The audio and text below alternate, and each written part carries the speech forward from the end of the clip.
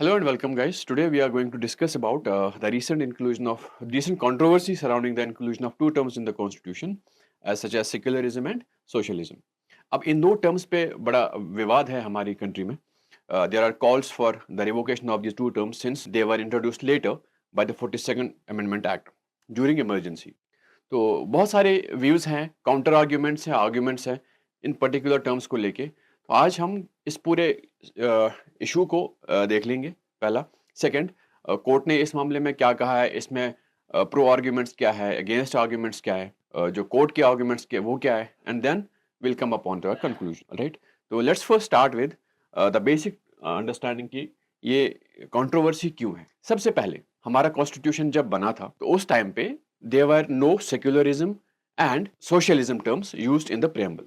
इसके बगैर preamble बनाया गया था या कॉन्स्टिट्यूशन ऐसा बनाया गया था. लेकिन साथ में ख्याल ये रखा गया था कि all the people, religious, linguistic, all the minorities living in our country have fair and equal rights with the majority population here living in our country. मतलब ये था कि जितने भी लोग यहाँ रह रहे हैं सबको एक इक्वल राइट्स के तौर पे हम देख लेंगे. ये कॉन्स्टिट्यूशन सबको इक्वालिटी के समान देखेगा. साथ साथ में हमको ये भी याद रखना होगा कि before the equality we also have a sense of equity, जहां पे हम प्रोटेक्टिव डिस्क्रिमिनेशन की बात कर रहे हैं, अपलिफ्टमेंट की बात कर रहे हैं, जस्टिस की बात कर रहे हैं, जिनको जो बड़ा डिस्क्रिमिनेशन हो रहा था एक पर्टिकुलर सेक्शन ऑफ पॉपुलेशन को, तो उसको अपलिफ्ट करने की भी बात हुई थी. लेकिन साथ साथ में जो माइनॉरिटीज थी, पर्टिकुलरली द रिलीजियस माइनॉरिटीज, तो उनको कॉन्स्टिट्यूशन ने कुछ राइट्स दे रखे थे जहां पे वो अपने रिलीजियस इंस्टीट्यूशंस को, रिलीजियस आइडेंटिटी को प्रोटेक्ट करें और अपने रिलीजियस इंस्टीट्यूशंस को मैनेज कर सके. मतलब उनको पूरा एक रिलीजियस स्ट्रक्चर में रहने का पूरा हक दे दिया गया, चाहे वो मुस्लिम्स हो, क्रिश्चियंस हो, जोरास्ट्रियंस हो, any other minority community living in our country. तो but एक controversy क्यों है? तो after our the commencement of the constitution, when constitution was put in force, उसके बाद 1976 तक there were different opinions, different calls for different सबके अलग अलग व्यूज थे अपने अपने. तो यहाँ पे भी हमारे कॉन्स्टिट्यूशन के मामले में भी गवर्नमेंट उस टाइम की during the emergency they thought let us build a sense of security among the people, जहाँ पे उनको सेक्युलरिज्म की एक एक्सप्लिसिट टर्म कॉन्स्टिट्यूशन में दिख जाए. साथ साथ में उनको एक पर्टिकुलर सोशलिस्टिक माइंडसेट जो गवर्नमेंट का है वो उनको क्लियरली विजिबल नजर आए हमारे कॉन्स्टिट्यूशन में. दिस वाज द थॉट कि India was struggling with many other aspects, particularly poverty was there, poverty, unemployment, all the things were there, the problems that were there, the social issues that were there, they were existing there. तो उन्होंने क्या सोचा कि नहीं, हम अपने लोगों को या कॉन्स्टिट्यूशन में कुछ चेंजेस करने की कोशिश करेंगे या चेंजेस कर लेंगे जहां पे हमें क्लियर एक्सप्लिसिटली जो है हम मेंशन करेंगे कि socialism will definitely will be the goal of the government. As at the same time government will be bound by the secularistic principles जो हम follow करे आ रहे हैं. These were the arguments put in place. Now let's go back, let's understand the terms पहले, उसके बाद we'll go on to the paradox of it. Right. Meaning of the terms. सबसे पहले सोशलिज्म क्या होता है, व्हाट इज सोशलिज्म. ठीक है. सोशलिज्म एक ऐसा प्रिंसिपल है जहां पे गवर्नमेंट अपना पूरा कंट्रोल प्रोडक्शन प्रोसेस में इस्तेमाल करती है, कंट्री के पूरे अफेयर्स को मैनेज करने में अपना रोल प्ले करती है. साथ साथ में जो कंट्री का प्रोडक्शन प्रोसेस है उसमें भी अपना रोल प्ले करती है ताकि जो इकोनॉमी है उसको मैनेज कर सके. साथ साथ में जो लेफ्ट आउट पीपल थे, ठीक है, उनको अपलिफ्ट करने की कोशिश करें. ठीक है. तो ओवरऑल एक गवर्नमेंट का एक फुल कंट्रोल प्रोडक्शन प्रोसेस पे रहेगा, इकोनॉमी पे रहेगा, ताकि वो जो डिस्ट्रीब्यूटिव जस्टिस है हमारा, जहां पे हम इक्वालिटी की बात कर रहे हैं, उसको पूरी तरह निभा सके. आपको याद होगा कि there was a time in our country जहां पे गवर्नमेंट प्रेशर कुकर से लेके गड़ियां तक बनाती थी. So this was the kind of the government intervention into the affairs of the country. Right. particularly in the economic aspects of the country. Normally क्या होता है कि there are two types of the systems that run, the capitalistic system and the socialistic system. Capitalism is free market economy जहाँ पे market decides on its own. ठीक है. एक trickle down की बात करते हैं हम, जहाँ पे एक full glass of water, जब ये पूरा full हो जाएगा then some of it will percolate down और धीरे धीरे distribution हो जाएगा. But socialism does not believe in this particular concept. Socialism क्या बोलता है कि government plays an active role into the distribution of justice, जहां पे हम इक्वालिटी की बात करते हैं, जो लेफ्ट आउट पॉपुलेशन है उनमें सरकार डायरेक्टली इन्वॉल्व हो उनके उनके प्रोसेस में या उनके इश्यूज में, ठीक है।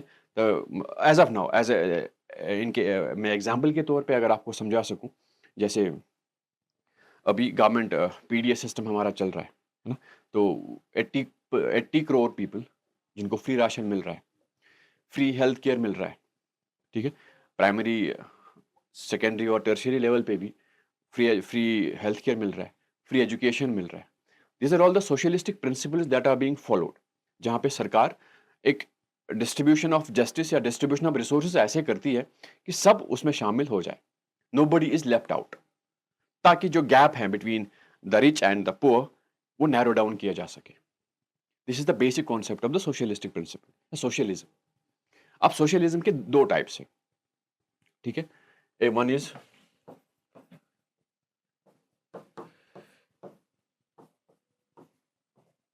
एक्सट्रीम फॉर्म, जिसको हम कम्युनिस्ट आइडियोलॉजी कहते हैं, जहां पे एक वायलेंट या एक्सट्रीम गवर्नमेंट कंट्रोल होता है, ठीक है। And then the second one is as it being followed in our country, जहां पे फैबियन सोशलिज्म की हम बात करते हैं कि एक माइल्ड फॉर्म है, मिक्स्ड इकोनॉमी चलाएंगे, जहां पे गवर्नमेंट भी विल वर्क, मार्केट भी चलेगा, गवर्नमेंट अपना डिस्ट्रीब्यूटिव जस्टिस का जो काम है वो भी कर पाएगी। This is what is being followed here in our country, ठीक। So that's all about the socialism. Second thing, hard in our country, some of the names are Acharya Narendra Dev, Jayaprakash Narayan, Ram Manohar Lohia, and many others were there. We have got the parties based on the socialistic ideals, such as Samajwadi Party. Now, all these people are there who have worked hard to bring the socialistic principles here in our country. They believed in socialism. क्योंकि India में, you remember, the kind of inequality that persisted जब हम आज़ाद हो गए 1947 में, only 16% of the population was educated. अब 16% of the population एक educated है, आपके पास almost 84% illiterate population थी। ये एक बड़ा प्रॉब्लम था। साथ साथ में we remember that Bengal infamous Bengal famine, जहाँ पे lakhs of people died, millions of people died, right? Similarly, all these things were there, these problems were there existing in our country. तो यहाँ पे the socialistic principles आपकी governance को drive करना बहुत जरूरी था, ठीक है। Because of this you would be able to manage the things as you are suppose to do, right. The next thing that is secularism. Secularism दो चीजें हैं, जहां पे the relationship between the state and the religion, इसको define करता है। Normally state is suppose to be neutral, जहां पे ये इक्विडिस्टेंट है सारे रिलीजन से, जैसे फ्रांस में फॉलो किया जाता है कि state has nothing to do with the religion is a private affair of an individual, state will not promote और protect any religion here, it will be neutral to anything. हाँ, you do it as a private affair, as a personal affair, आपको आज़ादी है।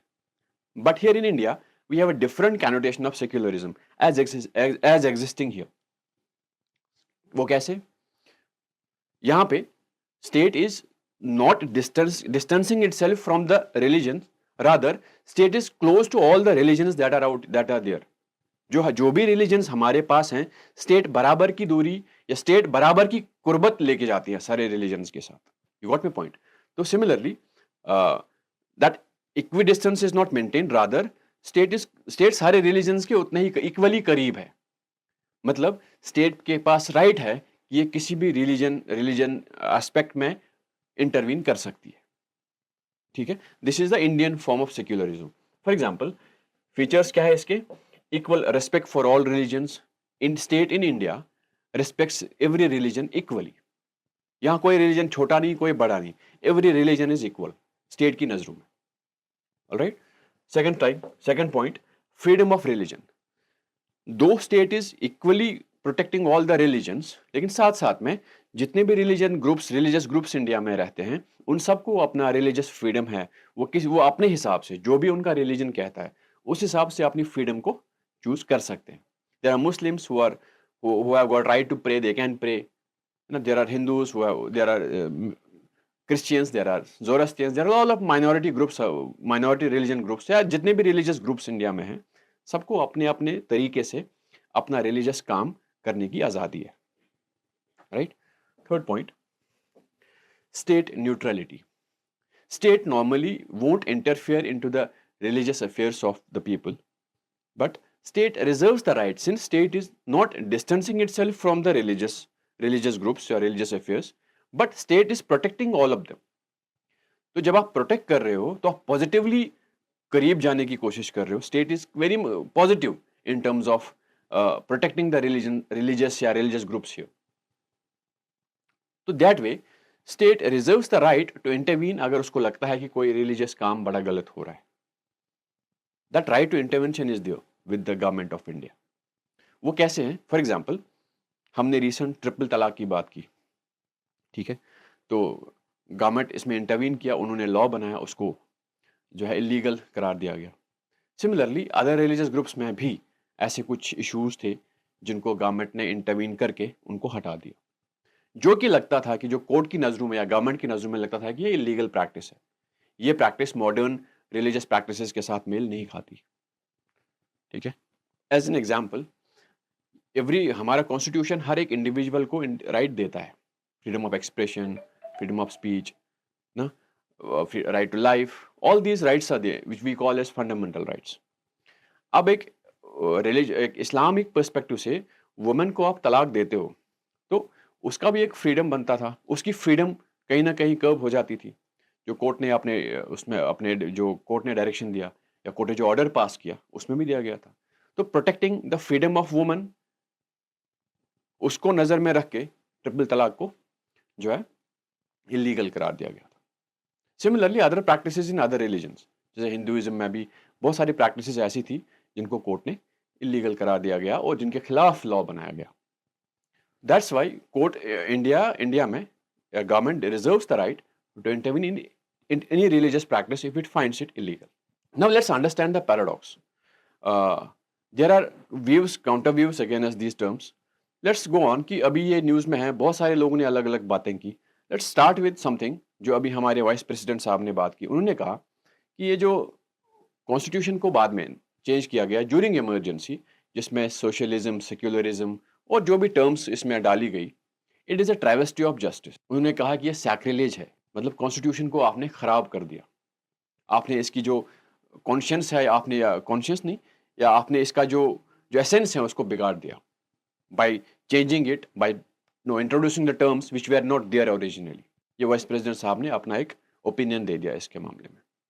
Means vice president is completely opposed to what has been done in by the 42nd Amendment Act, जो terms इसमें डाली गई. साथ साथ में here travesty of justice and called it sacrilege to the spirit of constitution आता. Second is calls for national discussion on whether these terms should be there or not. कुछ लोग ऐसा ओपिनियन रखते हैं कि हमारा constitution is inherently secular, right. तो यहाँ पे एक एक्सप्लिसिटली टर्म डालने की जरूरत नहीं थी, क्योंकि we have got rights to every religious groups that existing here in our country, ठीक है. Freedom to manage religious affairs, है ना, फ्रीडम टू प्रोपेगेट रिलीजन, ये सारे राइट्स तो दे गया है. तो आपको एक्सप्लिसिटली एक सेक्युलरिज्म का टर्म डालने की जरूरत नहीं है. ये भी एक ओपिनियन है. It's held that India can not be held hostage by any ism. मतलब कुछ लोग ऐसा बोलते हैं कि मॉडर्न जमाने में आजकल जो we have like imagine India no in 1947 till 2025, it has evolved in all the aspects of the country, right? Socio-economic, political, demographically, every other aspect we have transformed. तो कहने का मतलब ये है, कुछ लोग कह रहे हैं कि नहीं, हम किसी इज्म के अंदर नहीं रह सकते, चाहे वो सोशलिज्म है, सेक्युलरिज्म है. We will change as per the demands of the modern times. हम किसी पर्टिकुलर इज्म के अंदर होस्टेज नहीं रह सकते, ठीक है. तो we have to adopt to the modern changes. ये भी एक वैलिड पॉइंट है जो लोग सामने रखते थे. ये एक पर्सपेक्टिव है. जो लोग इसके खिलाफ हैं, इस पर्टिकुलर वर्ड्स को कॉन्स्टिट्यूशन में डालने के खिलाफ है. Now there are other groups, there are other people who have voiced their support for these terms being mentioned in the constitution. For example, let's start with the Constituent Assembly. Constituent assembly में भी कुछ लोग थे जिन्होंने इसको डालने की मांग की थी, कॉन्स्टिट्यूशन में या प्रेम्बल में इन टर्म्स को डालने की मांग की थी। उनमें पर्टिकुलरली के.टी. शाह थे, जो कहते थे कि इंडिया आर्टिकल 1 सब पार्ट 1 को अमेंड करके उसमें India that is Bharat shall be the union of states, इसकी अमेंडमेंट कैसे होनी चाहिए। उन्होंने कहा था India that is Bharat shall be secular federalist socialist union of states. So he wanted these terms in the article 1 itself, right? Second point, Hasrat Mohani was a famous poet, ठीक है, उन्होंने भी सोशलिस्ट और सेक्युलर वर्ड्स को डालने की मांग की थी in the 1949 itself, right? Similarly India ने, ये तो वो लोग थे जिन्होंने कॉन्स्टिट्यूएंट असेंबली में डिमांड की, so there were debates going around at that time as well कि इन चीज़ों को एक्सप्लिसिटली अगर आपने लिखा ही है, there is everything everybody has a right religiously या सोशली, तो ये एक्सप्लिसिटली मेंशन करने में क्या प्रॉब्लम है ना? तो very valid point on their part as well. So what the current arguments which are in favour of it, some are saying कि नहीं, इंडिया में socialism has played a greater role in bridging the gap between rich and poor, तो इसको continue कर सकते हैं. It's very important. आपको याद है we have got 80 crore population as of now who are getting free rations from the government. Schools colleges free है, education की बात कर रहे हैं, हॉस्पिटल्स में इलाज फ्री है. तो ये सोशलिस्टिक प्रिंसिपल्स ही है जो हम फॉलो कर रहे हैं, जिन्होंने बहुत सारा काम किया है. ठीक है, इंश्योरेंस पॉलिसीज, बहुत सारी चीज़ें जो लोगों को मिल रही हैं वो सोशलिस्टिक प्रिंसिपल्स के द्वारा ही सरकार दे रही है उनको. ऑलराइट, तो अगर ये चीज़ ऑलरेडी फॉलो हो रहा है तो इनका मेंशन कॉन्स्टिट्यूशन में होने से क्या प्रॉब्लम है? These are the points. Next point, can be said that the inclusion of word secular and socialist only reconfirmed and solidified India's commitment to these ideals. मतलब ये ऑलरेडी आइडियल्स हम follow कर रहे हैं, इनका होना कॉन्स्टिट्यूशन में एक्सप्लिसिटली हमारी कमिटमेंट को जाहिर कर देता है. It is nothing new, just a commitment to these particular ideas. 42nd amendment के अंदर जब इन टर्म्स को डाला गया था कॉन्स्टिट्यूशन में, उसके बाद government change, the Janata government came इन, उन्होंने 44th अमेंडमेंट लाई. 44th अमेंडमेंट ने जितनी भी चेंजेस 42nd अमेंडमेंट ने की थी, मेजर चेंजेस उन्होंने रिवर्स कर दी, चेंजेस की. लेकिन इस पर्टिकुलर चेंज को जो प्रेम्बल में अमेंडमेंट की गई थी उसको उन्होंने छेड़ा नहीं था. रीजन दे थॉट कि ना it's fine, let's not change it, since constitution already follows it, तो हमको चेंज करने की जरूरत नहीं है. So that commitment got reaffirmed again, क्योंकि गवर्नमेंट आई थी, उन्होंने बहुत सारी चीजों को चेंज किया under 44th amendment act, but they didn't change it the terms included under 42nd Amendment Act. Alright. Now let's understand the Supreme Court's views on these particular things. ठीक है, सुब्रमण्यम स्वामी केस में और उपाध्याय, अश्विनी उपाध्याय केस में, जो अभी recently जो case हुआ था, ठीक है, तो इन दोनों केसेस को गवर्नमेंट सुप्रीम कोर्ट ने क्लब किया. तो क्योंकि केसेस का पॉइंट एक ही था, तो कोर्ट ने क्लब करके इनकी सुनवाई की एक्चुअली. तो कोर्ट ने अपना ओपिनियन दे दिया इस मामले में. कोर्ट ने क्या कहा कि देखो, इंडिया कुछ पर्टिकुलर इज्म फॉलो नहीं कर रहा है. हमारा जो कॉन्स्टिट्यूशन है, it's a living document which is very much adaptable to the changing circumstances of the time. हमारा कॉन्स्टिट्यूशन चेंजिंग लिविंग डॉक्यूमेंट है, चेंज होता रहता है. अमेंडमेंट्स के प्रोसेस है हमारे पास अंडर आर्टिकल 368. तो जिस तरह से हम चाहते हैं उस तरह से इसको अमेंड कर सकते हैं. जो भी डिमांड्स है मॉडर्न टाइम्स की, उसी हिसाब से हम इसको चेंज भी कर सकते हैं. राइट. तो सिमिलरली कोर्ट ने भी ये ओपिनियन दे दिया कि नहीं, लिविंग डॉक्यूमेंट है तो we are not that hostage to any particular ism, we can change it as far as the demands of the time are concerned. Right, since constitution is a living document. Second चीज उन्होंने कही थी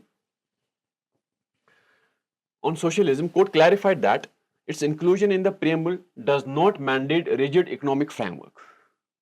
right, court ने ये कहा कि preamble is सबसे पहले it is non justiciable. Preamble का अगर कोई टर्म वायलेट हो रही है, you can not go to court. It's not a fundamental right जो जस्टिशिएबल है, जहाँ आप कोर्ट जा सकते हो. प्रीएम्बल में डाला है, एक वैल्यू है हमारे कॉन्स्टिट्यूशन का. इसका मतलब ये नहीं है कि एक रिजिड फॉर्म यही फॉलो हमको करना है. हाँ, ये एक कमिटमेंट जाहिर कर देता है, बट इट्स नॉट नेसेसरी कि हम इसी चीज को फॉलो करेंगे. ऑलराइट, दैट मीन्स कि आप यहाँ से कहीं ना कहीं डिविएट हो सकते हैं, जो कि 1991 के एलपीजी रिफॉर्म्स के बाद जाहिर हो गया. There have been lot of changes that have been brought in. Inspector raj जो चल रहा था वो खत्म हो गया, इकोनॉमी को लिबरलाइज किया गया, फ्री मार्केट को चलने दे दिया गया, प्राइसेस को डेरेगुलेट किया गया. तो बहुत सारी चीजें मार्केट फोर्सेस से ही चल रही हैं हमारे पास, right. So we are not held hostage to any particular ism here. It's our will, जो हम तरीके से इसको भी, जो हमको लगता है कि चाहे सेक्युलरिज्म को, सॉरी, सोशलिज्म को किस तरह से फॉलो करना चाहिए, कितना डिरेगुलेशन करना है, ये सारी चीजें हमारे पास है, हमारे ऊपर है. We will do it according to our own will. The inclusion of socialist and secular in the preamble has enriched India's constitutional vision, reflecting the unique ethos of unity in diversity.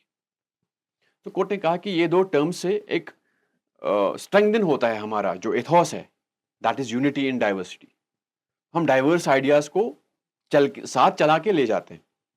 There are no, we have a diverse people, diverse religious groups, linguistic groups, cultural groups living in our country. तो सबको साथ लेके चलना इन दो term से commitment जाहिर करती है और कुछ नहीं.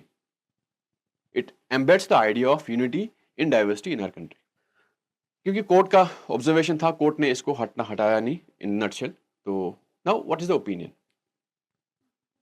कहने का मतलब ये है, first thing, India and secularism, ठीक है, secularism is in the genes of our country. India has always been secularistic in its approach, ठीक है, before our constitution, after constitution was made, ठीक है.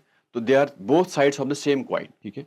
इंडिया, क्योंकि यहाँ पे इतनी डाइवर्सिटी हमेशा रही है, तो अगर हम सेक्युलर नहीं होते तो इतनी डाइवर्सिटी हमको मिलती नहीं, कभी देखने को मिलती नहीं.